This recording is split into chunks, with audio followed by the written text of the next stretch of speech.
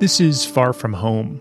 I'm Scott Gurian, and, it's actually hard to introduce the show these days without thinking about how ironic the very name of my podcast has become. Because, like most of you listening to me right now, home is exactly where I am, and it looks like it's where I'll continue to be for the foreseeable future. As I mentioned on my last episode, I was supposed to be traveling around Africa right now, gathering stories for my upcoming season.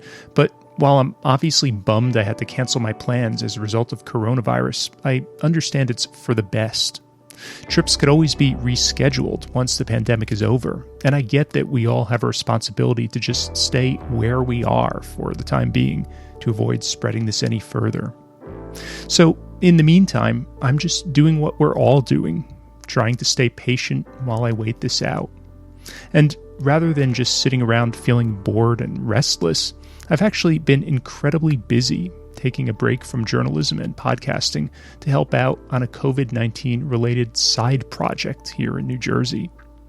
Over the past few weeks, I've been working with a team of people to make and donate thousands of face shields to doctors and nurses who've been working on the front lines to treat sick patients in hospitals throughout the region. I have to say, it's really frustrating and disheartening that these folks who are doing heroic work every single day to save people's lives don't have the protective gear they need, and that volunteers like us have to step in to fill the gaps. But we're doing the best we can. Anyway, while I'm occupied with that, I wanted to pop back into your feed to share a segment from another podcast I think some of you might like. It's called The Bittersweet Life, and it's a weekly show where co-hosts and childhood friends Katie Sewell and Tiffany Parks have wide-ranging and insightful conversations about all sorts of topics related to travel and living abroad. Like me, Katie is a veteran public radio producer, while Tiffany is an author and an expat who moved to Italy about 15 years ago. Now, it just so happens that Katie lives in Seattle, while Tiffany lives on the outskirts of Rome, two places that were early epicenters of this pandemic, so many of their recent episodes have focused on their experiences dealing with everything going on in their respective cities. In a few minutes, I'll give you a sampling of their program, but first, I called up Tiffany recently to ask what things look like from her vantage point there in Italy. Well, it's hard to get a sense of the country as a whole or even the city as a whole because we're all staying so close to home. And so we're not really interacting with people hardly at all. And so it's difficult to say, what's going on here because I just know what's going on in my tiny little nucleus. But, from being connected through social media and seeing a little bit of the news, the curve is starting to flatten, which is really great. But we have had our lockdown or our quarantine extended by another month. So we've already been under lockdown for a month, a little over a month. And so now we have another month. And it's very strict here. Very strict in what ways? Well, it's controlled by the police. And so you can be stopped by the police and you have to carry with you a document at all times.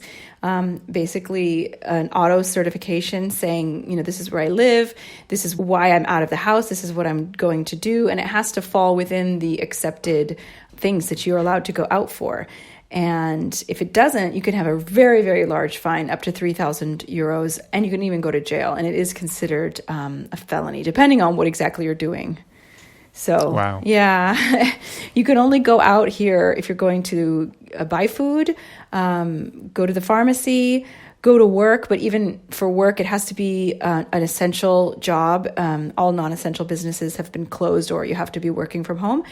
Or if you have a medical appointment, that's not something that can be put off. And you can take a short walk very, very close to your home. They say within 200 to 300 meters of your home, so that would be like about a tenth of a mile, roughly. What about the economic ramifications there in Italy? Oh, they're dire. They're dire. I mean, they're dire in the United States as well. I think it might be worse in Italy simply because so much of the Italian economy is driven by tourism. And you yourself work in the tourism industry, right? Yes, I do. My main job is I work for a magazine that is geared towards tourists. It's a free magazine that's distributed in hotels. And our main advertisers are shops and restaurants. So you can imagine it's closed right now. We're not producing the magazine right now. So I'm off of work and I'm at home. My other job is, besides being an author, which I'm really happy that I have that because I can work on my current book and, feel productive even though I'm not doing my day job. But my other job is that I'm a tour guide. So obviously that is completely stopped as well. So yeah, my husband works in the Vatican museums. So he's off of work as well right now. I think you said something on your podcast, The Bittersweet Life, about how people having to practice being socially distant was really hard in Italy because staying away from other people is sort of the antithesis of Italian culture. What did you mean by that? Well, I mean, Italians are famously warm and friendly people, and they're very social, maybe especially the older generation. They spend a lot of time together. Most people don't stay cooped up in their houses, even if they're retired. They go to the piazza, they go to their coffee bar, they chat with the same people, they meet up with friends. Old ladies walk down the street arm in arm all the time. People kiss when they greet each other. They might have their arm around each other. It's a very physical and social culture here. And to tell people that they can't hang out together, it's hard. So I live, just outside of New York, in northern New Jersey, and things have, as I'm sure you've heard, gotten kind of pretty dire here over the past few weeks. Yeah. It's getting to the point now, just in the past few days, where I'm starting to hear, online or wherever about, friends who've gotten pretty sick or have parents or other relatives who maybe died from this. And I'm just kind of bracing myself for the news that people I personally know will very likely die from this sooner or later. I imagine there was a point when this all started, in China and was first spreading around Asia, and people there in Italy initially weren't terribly concerned because they thought, well, this is something that doesn't really affect us. And then it did come to Italy and affected all of your daily lives kind of profoundly. But then there was still this lag time for a few weeks before it started to spread here in the U.S. Do you remember, was there a time where you started, when you were speaking to your friends and family back home in the U.S. who, maybe weren't that worried and you were trying to tell them, listen, you really need to pay attention and take proper precautions? Absolutely. I remember it very clearly because my mother, who is older, was planning to travel to visit my sister because her son was having an important event. And I was very, very worried. And I finally convinced her that, if she went, she needed to drive and not fly. And so I was like, okay, at least that. And how far of a trip are we talking? From Phoenix to LA. So about 6-hour drive. Okay. Nothing terrible. So I convinced her to do that. And then it started to get worse here. And we started to see, first of all, obviously how the elderly population is so gravely affected by it, so much more so than younger people. And I'm not going to say that no younger people die from it, because of course they do, but the percentage is so much higher for the older generation. And I also know my stepfather, who was going to go with her, has lung problems. So I was kind of panicked, and I can't remember exactly what point we were at here, but I want to say we were either just going into lockdown or just about to. Like, we knew it was coming. It was getting very, very serious in the north, and people in the north were having their lives greatly disrupted. And we kind of knew it was just a matter of time before it spread to the rest of the country and the world.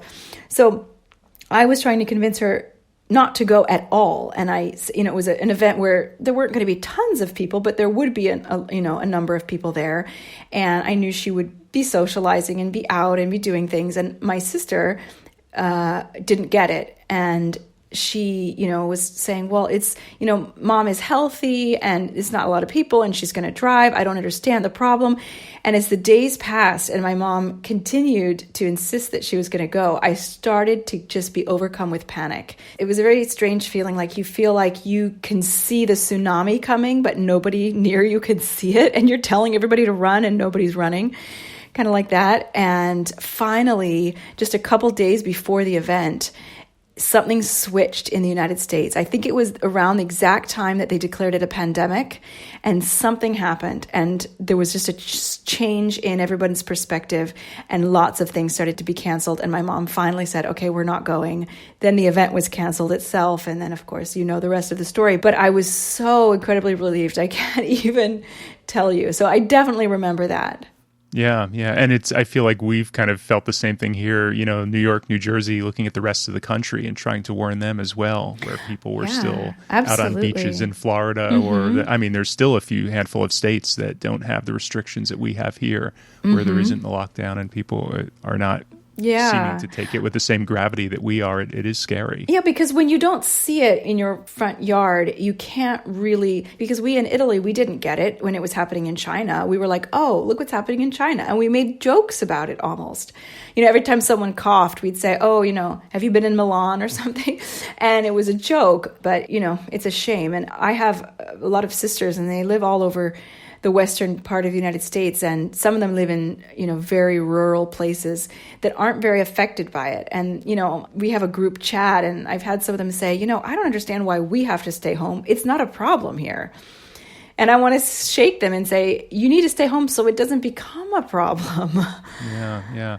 So here where I am, I guess it's been about 3 weeks now since our governor announced this 24-hour curfew for all non-essential activity, basically saying that most businesses had to close and we're not supposed to travel anywhere far from home. Though I don't think it's being enforced quite as strictly as it is there in Italy from what you've described. And I have to say it actually hasn't bothered me that much because I generally work from home anyway, and I'm lucky enough to live in a decent-sized house in the suburbs, so I don't feel cramped. And plus, I have a few housemates to keep me company, so I'm not alone. But of course, it would be a totally different experience if I lived like in a tiny apartment in the city, or if I were alone, or if I couldn't go outside as much to get exercise or fresh air. What has this whole experience been like for you? Now, you said you've been in quarantine for a month now. Living there, with your family, and what advice would you give to those of us who are still earlier on in the quarantine process or might not have even started yet? It's really hard to say because you can go from having a comfortable, spacious place in the suburbs where you have greenery around you and you can look out your window and maybe even go in your lawn to being stuck in a studio apartment by yourself. There's a big difference. So it really depends on what your situation is, what your work situation as well is, because a lot of people are completely out of work and need to fill time. But there are also people who are working now full-time from home and taking care of their kids at the same time. But I would say in a situation like my own, which is I am basically off work, but I do have some work that I can do, and I have a small child and my husband, my suggestion for people in that situation is self-care. Do things for yourself that are going to make you feel good. Like, think about yourself. What is it that I really love to do that maybe I don't do for myself very often? Is it taking a bath? Is it spending an hour on the couch reading? Is it binge watching my favorite show? Is it baking cookies or baking bread? I mean, obviously we can't go out and come up with things to do, but if you have things that you really love to do that you could do in your own home, I would say just give yourself the luxury of doing those things. There's a big sort of debate going on over like, should I try to be productive and use this time productively, or should I just take it easy and give myself a break and let myself deal with this traumatic experience? I think the answer really depends on your personality. I personally am a bit of I like to get things done.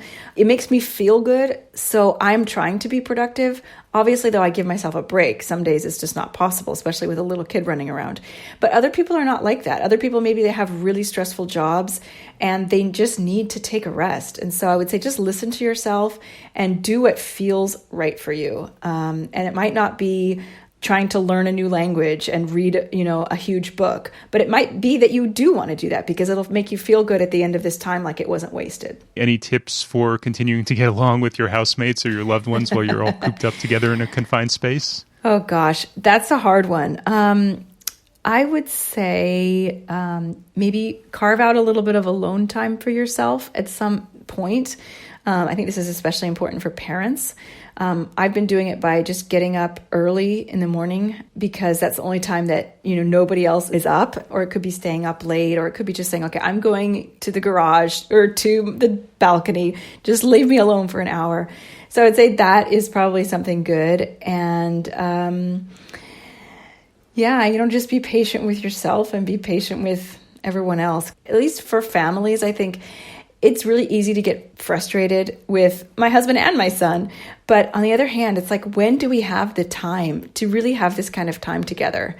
Really only when you're on vacation. But when you're on vacation, it's kind of like you're doing a lot of other stuff. You're kind of stressed out. You're trying to navigate a different place. And so you don't necessarily have just like sitting down. Like, I've just so enjoyed just having lunch with my husband and son every single day. It's like, wow, when do we get to do this?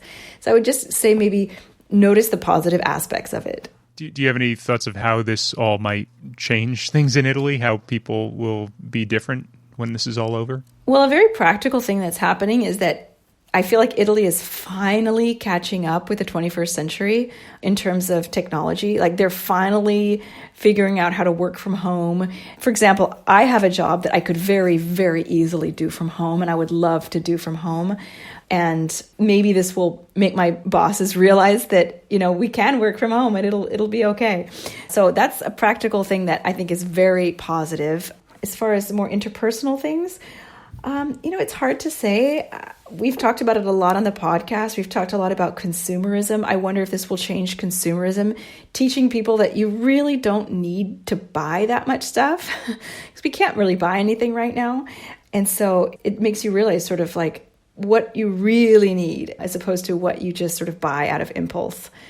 And I hope that it'll help maybe people be nicer to each other. I mean, those kind of things, they often happen after a traumatic event. People come together. They don't always last, but I hope that it lasts.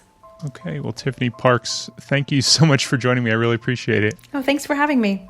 Right after I finished speaking with Tiffany about a week ago, I glanced down at my phone to see a pretty grim news alert that had just come across the wire. The U.S. had now surpassed Italy in having the highest number of confirmed COVID-19 deaths in the world.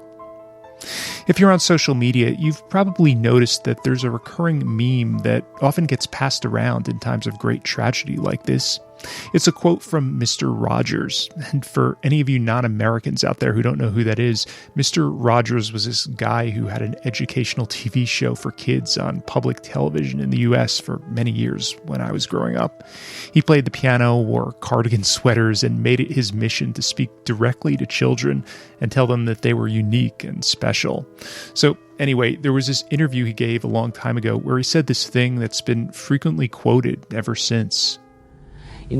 My mother used to say, whenever there would be any really catastrophe that was in the movies or on the air, she would say, always look for the helpers. There will always be helpers, just on the sidelines. Because if you look for the helpers, you'll know that there's hope. I've had this quote on my mind a lot recently as I've thought about all the doctors and nurses who've been putting their own health and safety at risk during this time we need them most.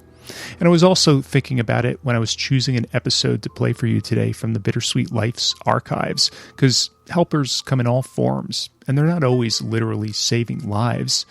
Far From Home is, of course, normally a podcast about traveling, and when you're on the road, sometimes the seemingly small gestures from random strangers who give you directions, help translate, or call a tow truck when you're broken down on the side of the road can mean an incredible amount. So that's what I'm going to focus on today. If you're like me, the constant stream of news alerts on your phone that seem to get worse by the hour could kind of wear you down after a while. So for the rest of this show, I'm going to switch gears a bit and move away from the coronavirus coverage to something a little more hopeful. Hope you enjoy it.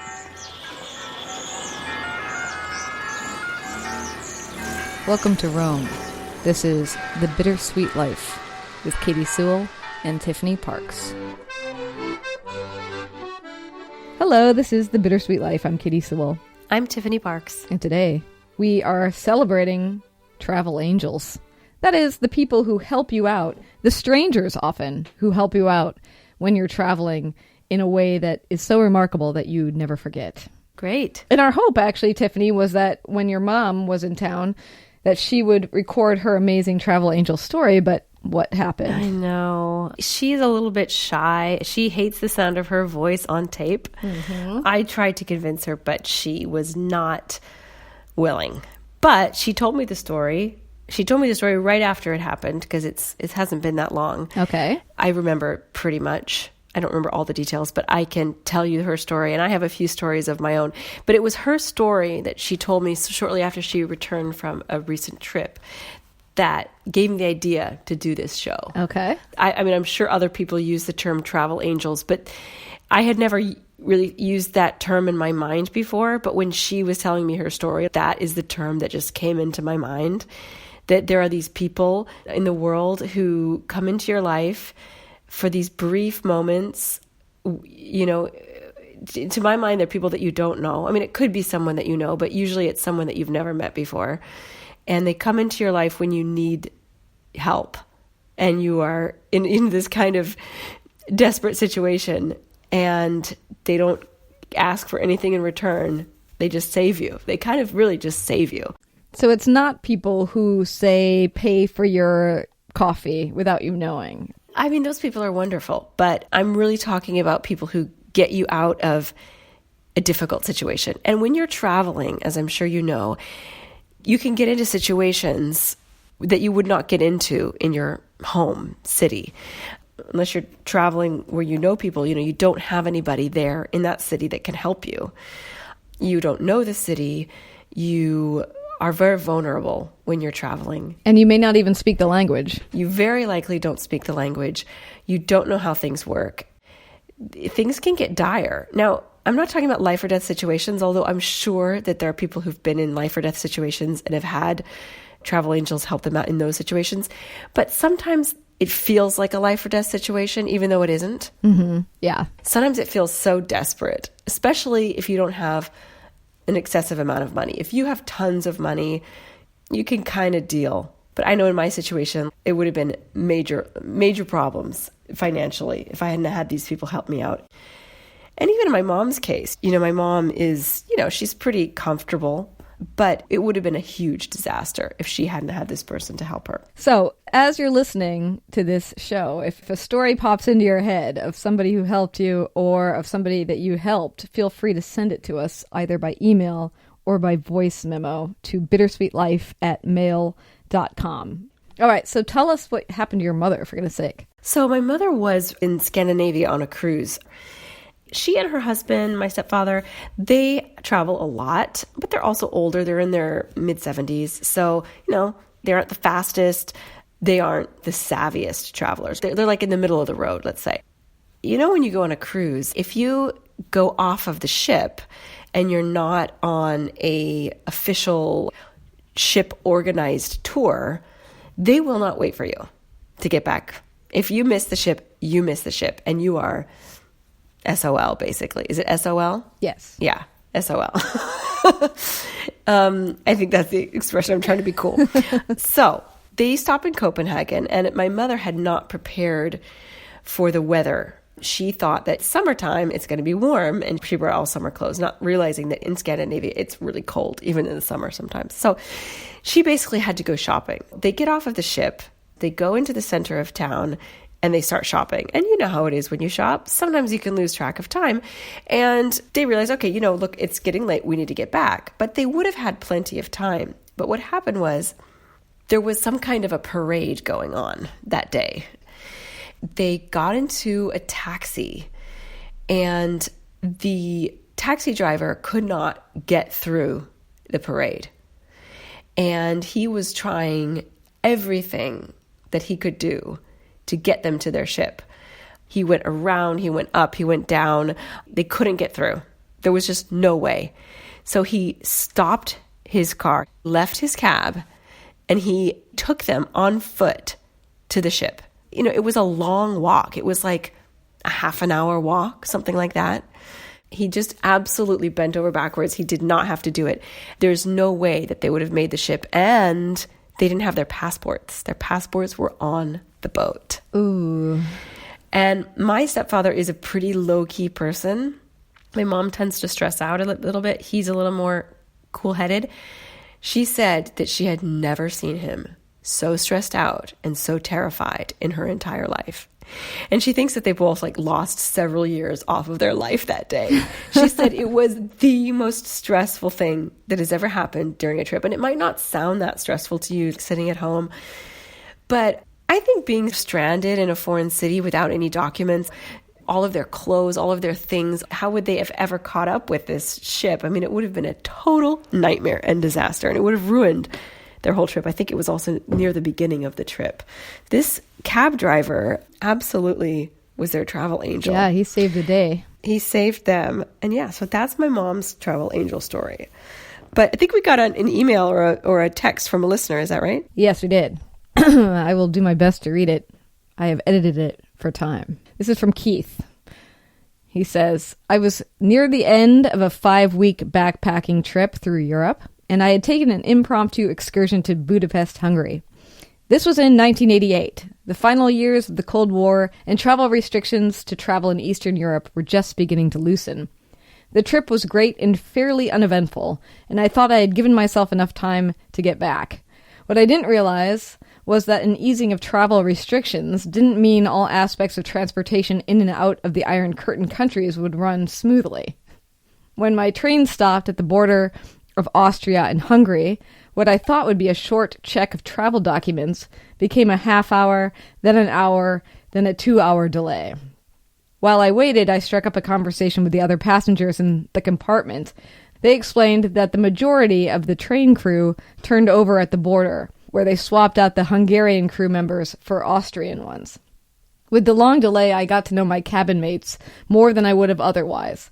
One was a woman from Yugoslavia, with her husband from Guinea in West Africa. While their countries had shared favorable travel and trade with the Eastern Bloc countries for years, it was still rare for Americans, particularly black ones like me, to be on the train. It was similarly rare to see mixed-race couples in East Europe, so there was a mutual curiosity, and we had time to kill. When the train finally started again, there was very little chance of me making my connecting train. As I said, this was the late 80s, so in addition to it being the Soviet era, there was no internet or cell phones or GPS. What I had was a printed train schedule. Looking at it, I was going to miss the train at the station we were coming into. But there was one last train departing from a different station, all the way across Vienna. My new friends suggested that I take a taxi across town to catch that train, but there was one problem. This was also pre-EU and pre-Euro. This was also pre-ATM. So to get local currency, you had to clear customs and change money at each border in Europe, at the bank or at the American Express office during daytime hours. So, in short, I was stuck. This was when my new friends moved into the angel realm. They looked at one another and nodded, taking out a wallet. They handed me 400 Austrian shillings, about $30 at the time, just as our train was pulling into the station. "Run," they both said. "The taxis are just outside, at the foot of the stairs." I was speechless, and then they both said in unison again, "Go! Run!" And I did, and in the end I made my train. But at the end of it all, I didn't even remember their names. But I did remember one thing. During the long layover, they taught me a few phrases in Serbo-Croatian, the language of Yugoslavia. The one I remember to this day was the last thing I was able to say to them as I ran to catch my train. Hvala, meaning thank you. Oh, that is a wonderful story. Isn't it so cute? Yeah, that is really great. Oh, I was totally like picturing it. Thank you, Keith. Thank you, Keith.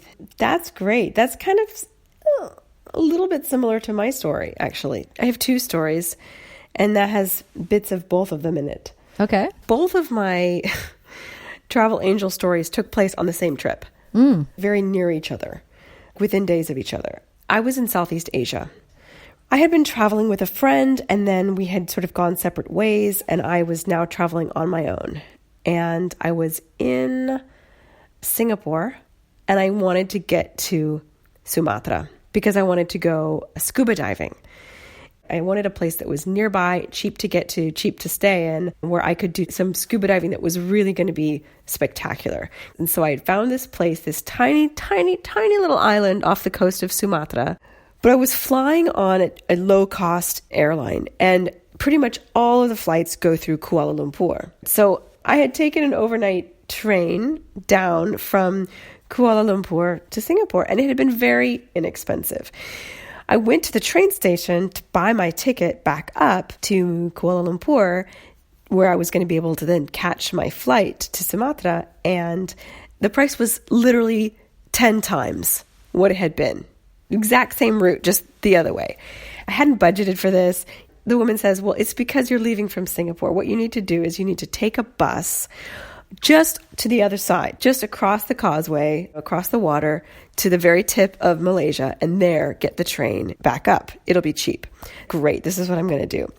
I get the bus full of like 95% commuters, Malaysians who work in Singapore but who live in Malaysia. And I'm sitting next to a young man, a young Malaysian guy. It's pouring rain, by the way, a torrential downpour. And the bus takes off, but of course, because of the rain, it gets stuck in traffic. I knew that my train left at whatever X time. It was like 11 p.m. or something because it was an overnight train. And I also knew that, of course, that was the last train. The overnight train is always going to be the last train of the night. In Singapore, the border checkpoint is in the middle of the bridge, in the middle of the water. And the bus stops and people start getting off of the bus. And I'd been talking to this guy. I'd been like, oh my God, I'm going to be late. What am I going to do? And he's like, you should probably get off. I'm like, where's everybody going? And he's like, well, they're walking across the bridge because they know that the traffic is going to take too long. So they're just going to walk across the bridge and go through customs and then get a bus on the other side. He's like, here, I'll go with you. We get to the border checkpoint. I didn't even know that I had to fill out a form. I wasn't prepared, I didn't have a pen. He gives me a pen. He tells me what to fill out. He tells me which line to stand in. He waits for me because, of course, the line for the natives is always going to be faster. So I get through. He leads me to the bus to get on. I get on the bus on the other side, stressing out. I finally get there to the stop. Luckily, he was getting off at the same stop. Well, where do I go now? I didn't realize that the train station was not at the bus station. I just kind of assumed it would be at the same place. He's like, no, you have to walk. He's like, okay, I'll take you. And he walks me to the train station and he's like, okay, here we are. And I was like, please let me pay you something. You just gave me this huge, amazing service. Can I give you something? And he's like, no, absolutely not. And he refused to take anything. And I made the train. Did you give him a hug? I can't remember. I may have, but I don't remember if I did or not. But I'll never forget that guy. Wow. He was a huge, huge angel for me. But the story doesn't end there because I made the train. And let me tell you, it's a really comfortable train. You have your own bathroom with a shower and a TV in your room, in your compartment. I had a share, but it was amazing. If you ever take that train, it's awesome. I get to Kuala Lumpur. It's the morning of the day of my flight. My flight's at 3:00 in the afternoon. I'm like, great. I've got plenty of time. I left my bags at the train station in a locker. I'm like, okay, I'm just going to go to this place I know that has laptops that you can sort of just use and go on the internet. They have really good fries. So I go to this place. I'm totally thinking, I am such a savvy traveler. Here I am. I'm just relaxing. And I go on the website of this dive school that I had found in this tiny little island off the coast of Sumatra. And I see this banner on their website, big red thing that says, attention, if you are flying into Banda Aceh, which is the name of the town in Sumatra that's very close to this island. If you're flying into Banda Aceh, you need to be aware that that airport does not offer visa on arrival. You need to get your visa in advance. Oh my God, what am I going to do? The only other country that I'd ever had to get a visa for was India. And it took 3 months to get my Indian visa. Oh. I'm totally screwed. So I'm sitting there and I'm like, okay, what do I have to do? Do I have to go to the Indonesian consulate? Do I need to go to the Malaysian consulate? Do I need to go to the American? I couldn't figure it out. Finally, I figured I needed to go to the Indonesian consulate, take a cab over there. Luckily, they're very, very fast, but not quite fast enough. So I'm sitting basically in the consulate and I notice that there's this couple. Well, I thought they were a couple. Turns out they're brother and sister, but I thought they were a couple. They were sitting not far from me, middle-aged man and woman, Australian. I can hear from their accents. I had definitely noticed them. They had noticed me, but we did not really speak. I go in, I give them all my paperwork. Great, no problem. We can have your visa by today. It'll be ready by 5 p.m. I'm like, no, my flight's at 3. Please. Can I pay extra? That was my way of trying to bribe them. No, this is what it costs and this is when it's going to be ready. My low-cost airline, of course, only has one flight a day to Banda Aceh, so I had to end up staying in Malaysia an extra night. So the next day, I show up for my flight, and this Australian couple happens to be on my flight. And they actually happen to be sitting next to me.